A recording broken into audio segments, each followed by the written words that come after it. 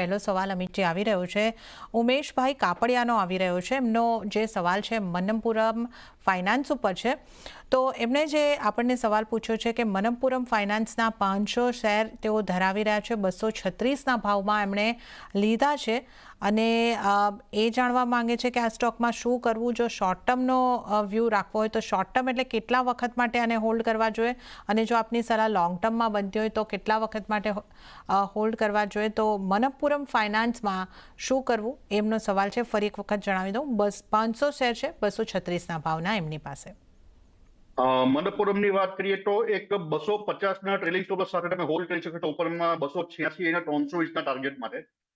એક જે strong resistance હતું અહીંયા 254 અહીંયા બ્રેકઆઉટ જોઈ રહ્યો છું વોલ્યુમ સાથે, અને ઉપરમાં એક રેઝિસ્ટન્સ જે છે 286, તો 286 અને 320 લેવલ આ સ્ટોકમાં જોવા મળી શકે. તો તમે શોર્ટ ટર્મ માટે આ સ્ટોક માટે 286 અને 320 માટે ટાર્ગેટ લાઈન ચાલી શકો છો. અને સ્ટોકમાં જોઈ રહ્યો છું એક નેગેટિવ ડાયવર્જન્સ, તો ત્યારબાદ એક ડિક્લાઇન પણ પોસિબલ છે. તો લોંગ ટર્મ માટે તમે દરેક જગ્યાએ નવી એન્ટ્રી કરી શકો છો, પરંતુ શોર્ટ ટર્મનો વ્યૂ છે તો 286 અને 320માં ટાર્ગેટ માટે હોલ્ડ કરી શકો.